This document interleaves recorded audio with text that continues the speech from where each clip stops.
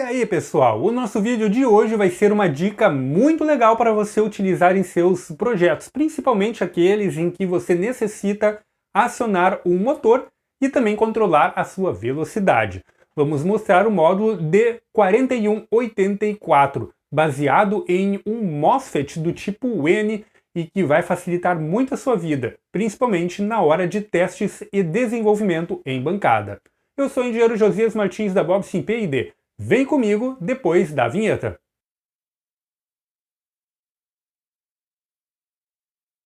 Então eu comecei dando uma busca aqui no Google por D4184 e ele me retornou várias opções. A primeira delas que aparece aqui, é o componente discreto que você pode comprar para embarcar em projetos.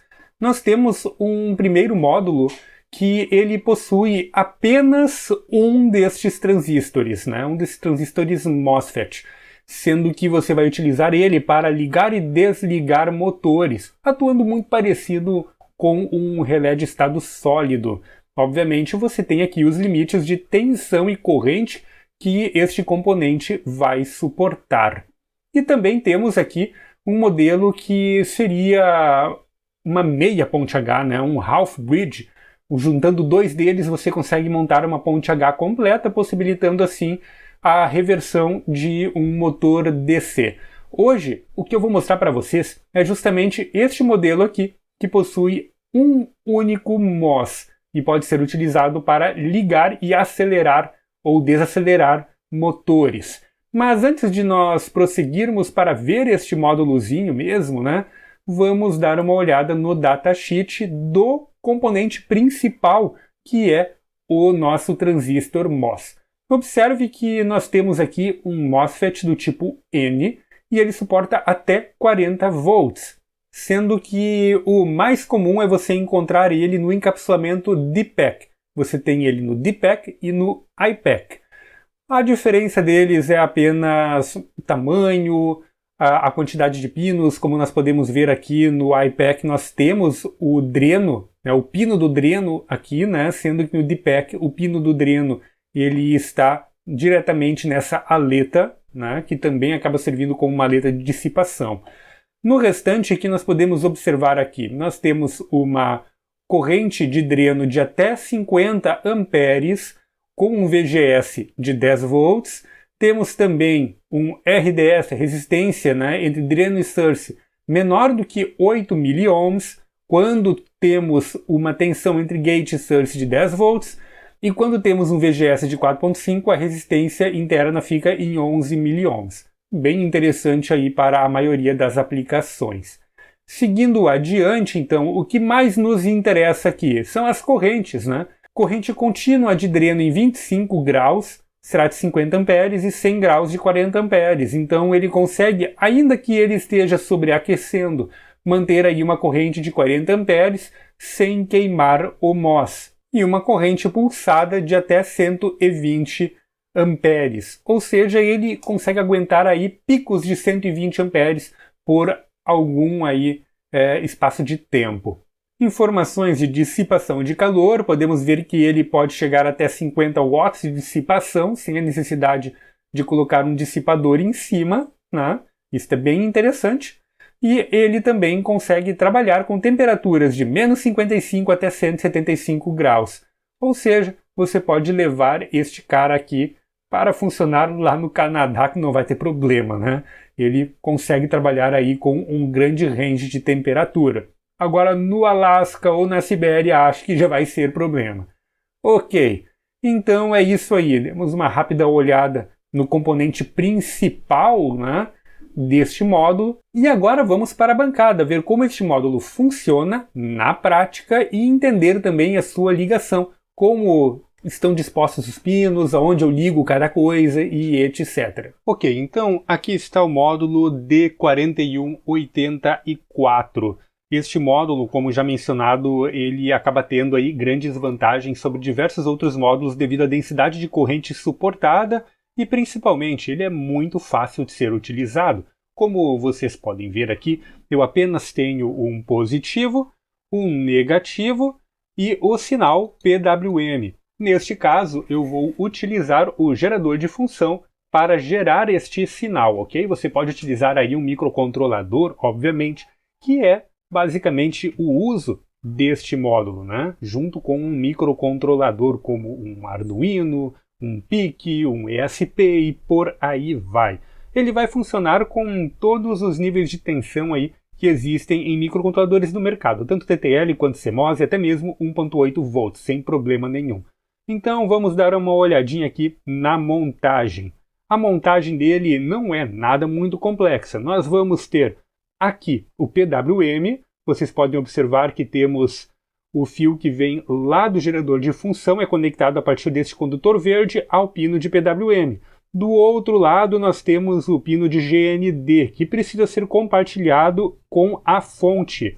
Então este GND ali, além de vir o GND do gerador de função, do microcontrolador, precisa também ser comum com a fonte que você está utilizando para todo o seu circuito.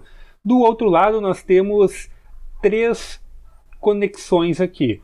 Da esquerda para a direita nós temos o positivo, que vem lá da fonte. Este fio vermelho aqui então está vindo da fonte de bancada, passando pelo condutor laranja ou amarelo, não sei como vai ficar aí depois na edição, e ele vai então conectado a este pino. Observem que o positivo também vai lá para o motor, então este positivo aqui precisa ir como positivo do seu motor.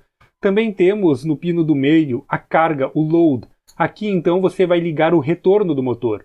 Lembrem-se, positivo está entrando neste pino e também vai lá para o motor, o retorno do motor então vem para o pino do meio, que é o load. Se você pegar esta plaquinha aqui e olhar ao contrário, vai estar escrito load nesse pino. E por fim temos o negativo, que é o terceiro pino, e ele precisa ser compartilhado com o GND. Então temos este fiozinho branco, vai lá para o outro lado e se conecta neste nó comum, que vai no GND ou no negativo da fonte. E assim então está completa a montagem, bem simples, né? Aqui eu estou utilizando um motorzinho de 12 volts, que foi doado pelo Afonso. E você pode ver aí, ele fez algumas doações de equipamentos aqui, tem um vídeo de recebidos aí no canal, vai ficar linkado caso você tenha curiosidade para ver aí o que ele mandou de materiais para o canal. Então já estamos utilizando aqui um dos materiais que ele mandou, que é este motorzinho de 12 volts. Então vamos ver isso aqui funcionando. Como vamos testar? Primeiramente aqui no gerador de função eu configurei uma frequência de 540 Hz, que é mais ou menos a frequência adotada pela maioria dos microcontroladores que possuem suporte a PWM. Tem microcontroladores que suportam mais? Sim, tem, né? Os PICs, por exemplo, da linha 18F, conseguem trabalhar com kHz aqui na frequência de PWM. Mas eu vou deixar em 540 para vocês verem que temos total compatibilidade também com Arduino. No Arduino baseado no 328P é exatamente 540, 550 Hz a frequência de PWM. A tensão, eu estou utilizando tensão TTL, 5 volts, então com offset de 2.5 para que o GND esteja lá no nível lógico baixo. Duty Cycle no momento está em 0. A fonte de bancada agora está devidamente energizada e eu vou ligar aqui o canal 1 do gerador de função. Podemos ver que nada acontece, o motorzinho está parado. Vamos agora começar a aumentar o Duty Cycle. Quando ele chega em 11%, vocês podem ver que o nosso motor já começa a rodar bem devagarinho. Aumentando aqui o Duty Cycle, vou colocar 20%, já vemos o motor rodando um pouco mais rápido. Continuando aumentando, 30%. Vejam só, então, o motor está acelerando, né? Conseguimos, então, ter uma rampa de aceleração no motor, utilizando este pequeno módulo de potência. Obviamente, você pode montar isso aqui diretamente em circuito, e nós já temos um vídeo aqui no canal demonstrando um projetinho muito parecido com este daqui, usando transistor MOS. Mas, se você quer fazer aí um teste, quer efetuar a montagem de um protótipo, obviamente, este tipo de módulo aqui acaba sendo muito interessante, e é o componente que você precisa ter na sua bancada para realizar este tipo de teste e este tipo de montagem.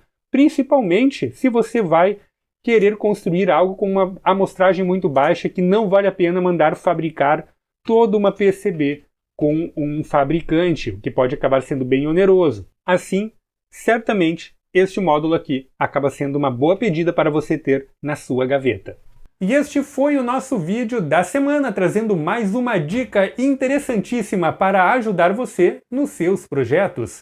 Eu espero que você tenha gostado deste vídeo e já deixado aquele like para ajudar com o crescimento do canal. Dúvidas, críticas e sugestões de tema, pode deixar tudo aí embaixo nos comentários do YouTube. Não te esquece também de nos seguir nas redes sociais e assinar a nossa lista de distribuição lá no Telegram.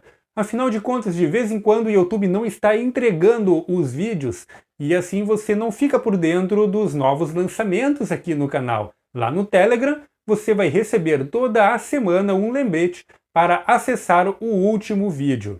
E, obviamente, você ficará por dentro das promoções dos nossos cursos. É isso aí, te vejo no nosso próximo vídeo.